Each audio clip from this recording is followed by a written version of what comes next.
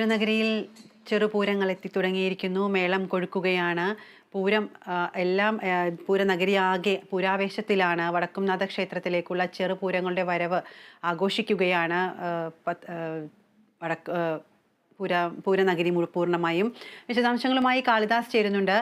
കാളിദാസ്, ചെറുപൂരങ്ങളുടെ വരവ് എത്രമാത്രം ആയിട്ടുണ്ട്? ഇനി എത്ര പൂരങ്ങൾ കൂടി എത്താനുണ്ട്? എപ്പോഴത്തേക്ക്? വടക്കും 11 മണിക്കാണ് മഠത്തിൽ വരവ് പറഞ്ഞിരിക്കുന്നത്. അതിനു മുൻപ് ചെറുപൂരങ്ങളെല്ലാം എത്തിച്ചേരുമോ? എന്തൊക്കെയാണ് വിശദാംശങ്ങൾ? വിദ്യ, പൂരാവേശത്തിൽ ആറാടി നിൽക്കുകയാണ് ഞാൻ നിലവിൽ. എങ്ങനെ ഈ ഒരു സന്തോഷം ഇതെങ്ങനെ, അല്ലെങ്കിൽ ഈ ഒരു ആഹ്ലാദം എങ്ങനെ പ്രകടിപ്പിക്കണമെന്ന് എനിക്കറിയില്ല. കാരണം അത്രയും ആവേശത്തിലാണ് നമ്മൾ ഇവിടുത്തെ ജനങ്ങളും നമ്മളെ കേരള വിഷൻ ന്യൂസും. എത്രയും പെട്ടെന്ന് ഈ നേരിട്ടുള്ള ഈ കാഴ്ചകളെല്ലാം പ്രേക്ഷകരിലേക്ക് എത്തിക്കാനുള്ളൊരു പരക്കം പാച്ചിൽ തന്നെയാണ് നമ്മൾ ഇപ്പോൾ. നിലവിൽ എൻ്റെ പുറകിൽ നടക്കുന്നത് ചെറുപൂരങ്ങൾ ഇപ്പോൾ നടന്നു വരികയാണ്. തെക്കേനടയുടെ ഭാഗത്തും കിഴക്കനടയുടെ ഭാഗത്തും ചെറുപൂരങ്ങൾ, ഘടകക്ഷേത്രങ്ങളുടെ ചെറുപൂരങ്ങളുടെ എഴുന്നള്ളിപ്പ് നടന്ന് അതിനെ തുടർന്നുള്ള മേളവും എഴുന്നള്ളിപ്പും ഒക്കെയാണ്. എൻ്റെ പുറകിലുള്ളത് ചെമ്പൂക്കാവ് ഭഗവതിയുടെ എഴുന്നള്ളിപ്പാണ് ഇപ്പോൾ നടന്നുകൊണ്ടിരിക്കുന്നത്.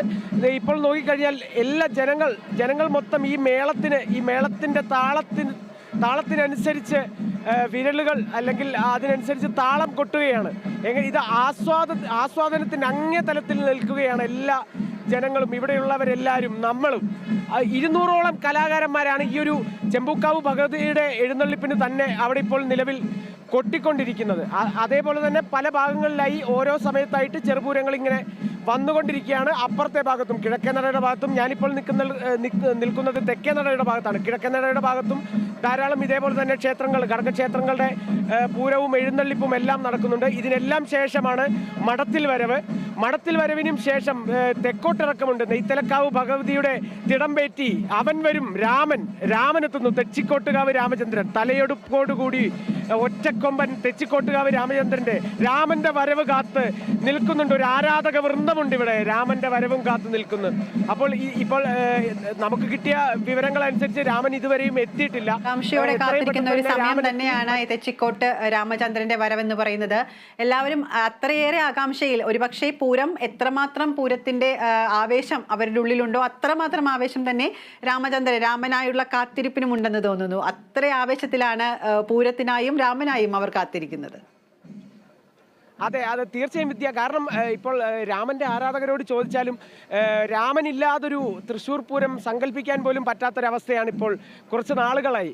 എപ്പോഴും രാമനില്ലാതെ ഒരിക്കലും തൃശ്ശൂർ പൂരം പൂർണ്ണമാകില്ല എന്നാണ് രാമന്റെ ആരാധകർ പറയുന്നത്. ഞാനും ഒരു തെച്ചിക്കോട്ട് രാമന്റെ ആരാധകൻ കൂടിയാണ് ഞാൻ. അപ്പോൾ ആ ഒരു രാമന്റെ വരവിന് വേണ്ടി ആണ് കാത്തിരുന്നത്. ഇന്നലെ ശിവകുമാറിന്റെ ആ ഒരു തിടമ്പേറ്റിയുള്ള വരവ് അതിമനോഹരമായി നമുക്ക് പ്രേക്ഷകരിലേക്ക് എത്തിക്കാനും കഴിഞ്ഞു. ഇന്നത്തെ രാമന്റെ വരവും നമ്മൾ അതേ ഊർജ്ജസ്വലതയോടെ നമ്മൾ പ്രേക്ഷകരിലേക്ക് എത്തിക്കും എന്ന് തന്നെയാണ് എനിക്ക് പറയാനുള്ള വിദ്യ. ഇപ്പോൾ ചെമ്പൂക്കാവ് ഭഗവതിയുടെ എഴുന്നള്ളിപ്പ് ഏകദേശം ഒന്ന് വിരാമം വിട്ടു തുടങ്ങിയിട്ടുണ്ട്. ഇനിയും മറ്റ് ഘടകക്ഷേത്രങ്ങളുണ്ട്. 8 ഘടകക്ഷേത്രങ്ങളും അതിൽ 2 പ്രധാനികളുമാണ് തിരുവമ്പാടിയും പാറമേക്കാവുമുള്ള. അങ്ങനെ 10 ഘടകക്ഷേത്രങ്ങൾ, വടക്കുംനാഥന് ചുറ്റുമുള്ള 10 ക്ഷേത്രങ്ങൾ അണിനിരക്കുന്ന ഒരു പൂരമാണ് തൃശ്ശൂർ പൂരം എന്ന് പറയുന്നത്. ഇതിൽ പ്രധാനികളാണ് തിരുവമ്പാടിയും പാറമേക്കാവ് എന്ന് പറയുന്നത്. അത് എന്തായാലും ഉച്ചയോടുകൂടി ഈ മഠത്തിൽ വരവും ഈ ഒരു തെക്കോട്ടിറക്കവും കഴിഞ്ഞു കഴിഞ്ഞാൽ കുടമാറ്റം, ഏറ്റവും വർണ്ണാഭമായ തൃശ്ശൂർ പൂരത്തിലെ ഏറ്റവും വർണ്ണാഭമായ ചടങ്ങ്, കുടമാറ്റത്തിന് തിരിതെളിയും. അതും നമ്മൾ കൃത്യമായി പ്രേക്ഷകരിലേക്ക് എത്തിക്കാനായി സുസജ്ജമായി നമ്മൾ ഇവിടെ നിൽക്കുകയാണ്. തീർച്ചയായും കാളിദാസ്, മഠത്തിൽ വരവാണ് ഇനി നമ്മൾ ആകാംക്ഷയോടെ കാത്തിരിക്കുന്നത്. പിന്നെ പൂരപ്പുറപ്പാടുണ്ട്, ഇലഞ്ഞിത്തറ മേളമുണ്ട്, തെക്കോട്ടിറക്കമുണ്ട്, കുടമാറ്റമുണ്ട്. അങ്ങനെ ഒട്ടനവധിയാണ് നമ്മൾ പ്രേക്ഷകരിലേക്ക് എത്തിക്കാനായി റെഡിയായിരിക്കുന്നത്. കാളിദാസ് ഒക്കെ തന്നെ വളരെ ആവേശത്തിൽ തന്നെയാണ്. ഇവിടുന്ന് പോയൊരു കാളിദാസ് ഒന്നും അല്ല, ഇപ്പോൾ വളരെ ആവേശത്തിൽ ഒരു തൃശ്ശൂർക്കാരനായി തൃശ്ശൂർ പൂരത്തിലേക്ക് ഇറങ്ങി നിൽക്കുന്നൊരു കാളിദാസിനെയാണ് ഇപ്പോൾ കാണാൻ സാധിക്കുന്നത്. തീർച്ചയായും ഞാൻ ഓരോ ചടങ്ങുകളും നമുക്ക് ഏത് ചടങ്ങ് നമ്മൾ എടുത്തു പറയണമെന്ന് എനിക്ക് സാധിക്കുന്നില്ല. കാരണം എല്ലാ ചടങ്ങുകളും നമുക്ക് ആവേശമുണർത്തുന്ന ചടങ്ങുകൾ തന്നെയാണ്. മടത്തിൽ വരവാണെങ്കിലും അല്ലെങ്കിൽ അതിനുശേഷമുള്ള ഇലഞ്ഞിത്തറ മേളമാണെങ്കിലും, അകത്ത് ഇലഞ്ഞിത്തറ മേളം നടക്കുമ്പോൾ പിന്നെ പുറത്ത് പഞ്ചവാദ്യവും നടക്കും. എല്ലാം താളപ്പെരുമയാണ്. മേളപ്രമാണിമാരും കൊട്ടിഘോഷിക്കുന്ന ഒരു സിംഫണി, ലോകത്തിന് മുന്നിൽ കേരളം അവതരിപ്പിക്കുന്ന ഒരു മികച്ച സിംഫണിയാണ്. ഇത്രയും വലിയൊരു ഒത്തൊരുമ ആ ഒരു മേളത്തിൽ ഒരു താളം പോലും തെറ്റാതെ ഇത്രയും കലാകാരന്മാർ നിരന്നു നിന്ന് ഇത് കൃത്യമായി കൊട്ടി ആളുകളെ മേളക്കമ്പത്തിൻ്റെ കൊടുമുടിയിൽ എത്തിക്കുന്നതാണ് ശരിക്കും പറഞ്ഞാൽ ഈ തൃശ്ശൂർ പൂരത്തിൻ്റെ ഏറ്റവും വലിയ അത്ഭുതം എന്ന് പറയുന്നത്. അതേപോലെ തന്നെ ചൂടിനൊരു കുറവുമില്ല.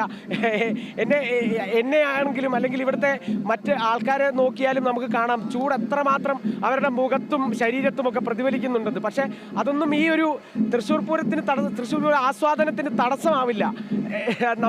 നമ്മൾ ഇതിലോട്ട് ആഴ്ന്നിറങ്ങി ചെല്ലുകയാണ്. ഓരോ മേളവും നമ്മുടെ ചെവികളിൽ അത്രയും മധുരമായ കുറേ ഓർമ്മകളും പുത്തൻ അനുഭവങ്ങളും ഒക്കെയാണ് സമ്മാനിക്കുന്നത്. വിദ്യ, കാളിദാസ്, നമുക്ക് തിരികെ എത്താം. ഒരു ചെറിയ ഇടവേള ആവശ്യമാണ്. ഇടവേളയ്ക്ക് ശേഷം തിരികെ എത്താം.